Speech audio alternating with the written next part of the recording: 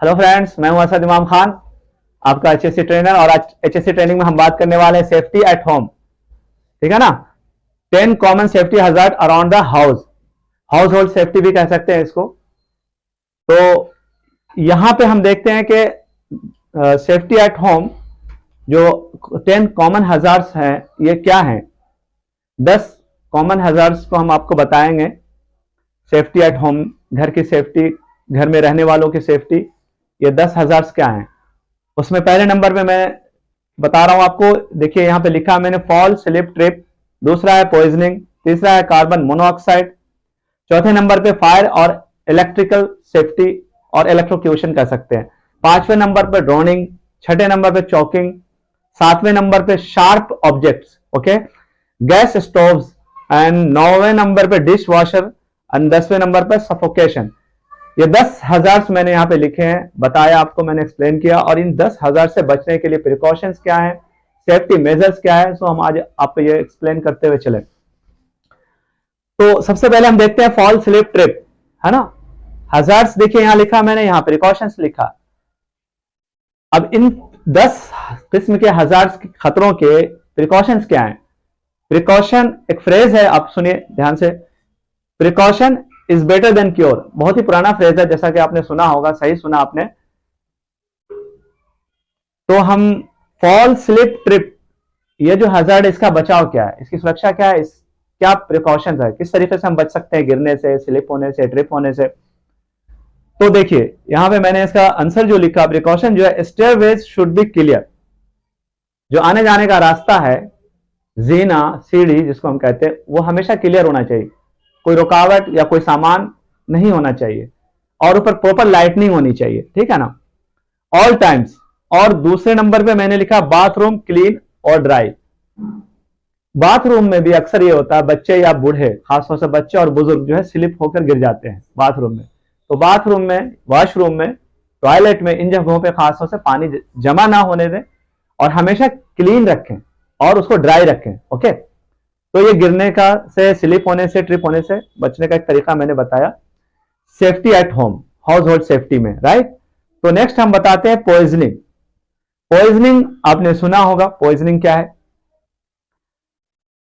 Poisoning यानी जहर, एक तरीके से ऐसा केमिकल जो हार्मफुल हो, ठीक है, टॉक्सिक हो, जो हमें, हमारे हेल्थ को खराब कर दे, या हमें जो है हमारे हमारे हमारे हेल्थ को खराब करे। साथ में इंसान जो है मर सकता है पॉइजन खाने की वजह से या बॉडी में इंजेक्ट हो जाने की वजह से। तो उसके लिए हमें, पॉइजनिंग अपने आप में एक हजार्ड है, तो इसका बचाव क्या है।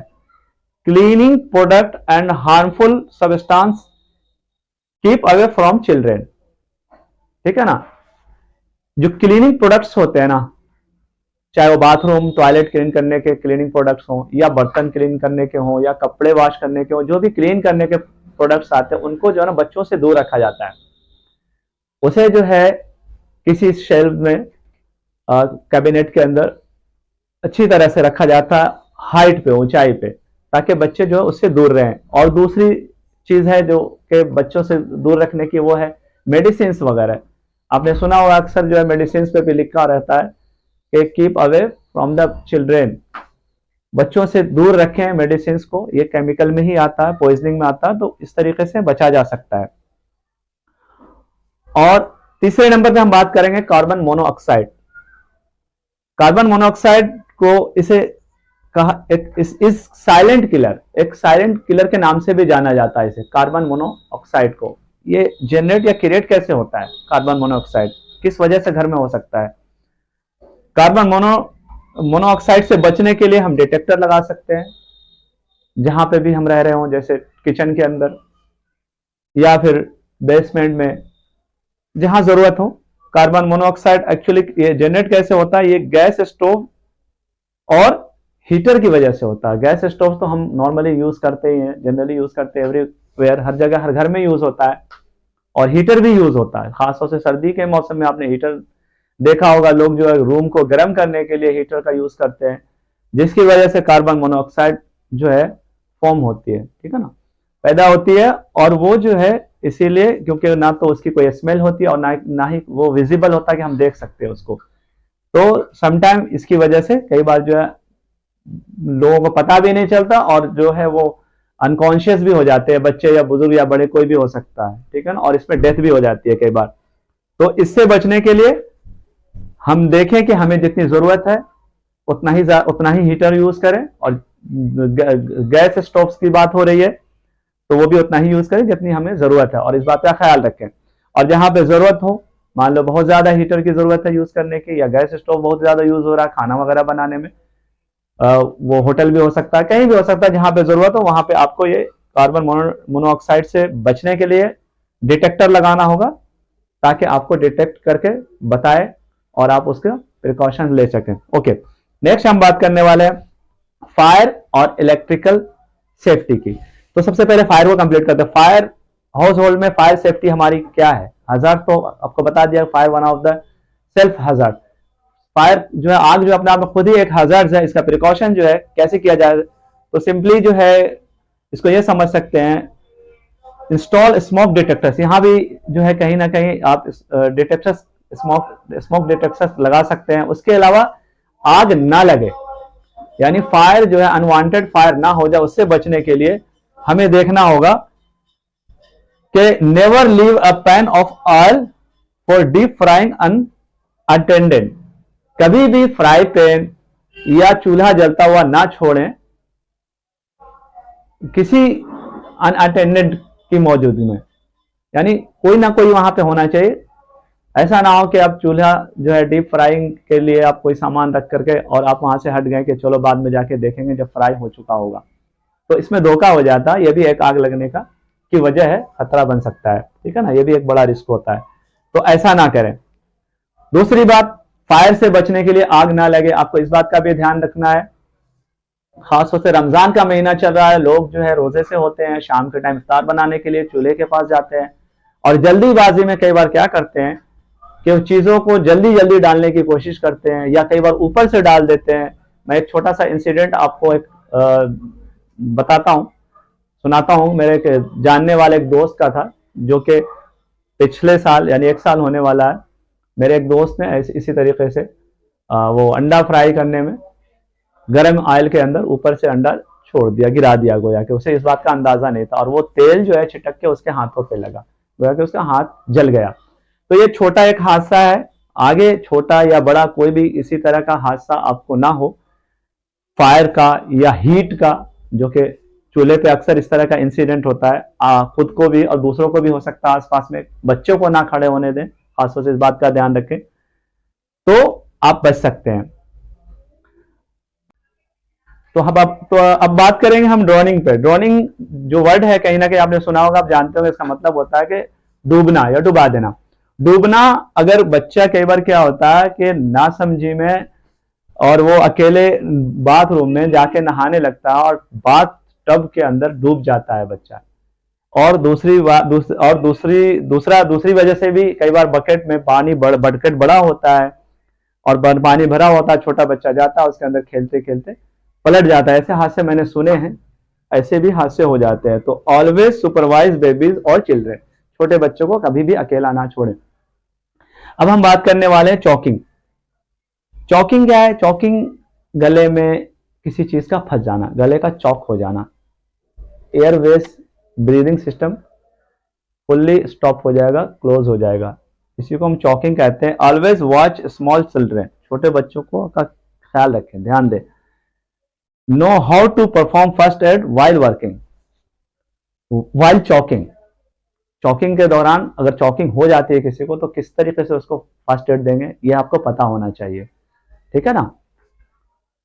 नॉर्मली आपने देखा होगा लोग क्या करते हैं, पीछे से पीठ थपथपाते हैं या गर्दन के नीचे से या गर्दन के ऊपर थपथपाते हैं, ताकि जो फंसी हुई चीज़ बाहर निकल जाए। अगर हाथ डालने से नहीं निकलती है तो पहली कोशिश तो हमारी यही होती है कि बच्चा जो है कोई चीज़ निकल गया, मुंह में लिया और फंसा लिया, तो हाथ डाल के लोग निकाल लेते हैं, यही तरीका भी है।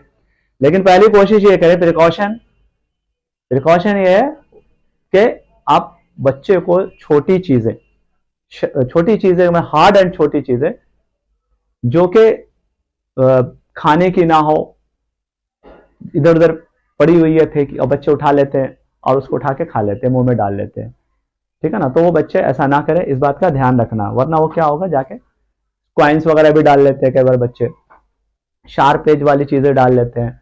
तो इस तरह की चीजें ना डालें, वरना चॉकिंग हो जाती है, चॉक हो जाता है, गले में जाके फंस जाता और बच्चा जो है सांस लेने से दिक्कत महसूस करता। फाइनली ये कि एक बड़ा हादसा हो सकता है। तो उससे बचने के लिए जैसा कि मैंने बताया, always watch your babies and know how to perform first aid, जैसा कि मैंने बताया।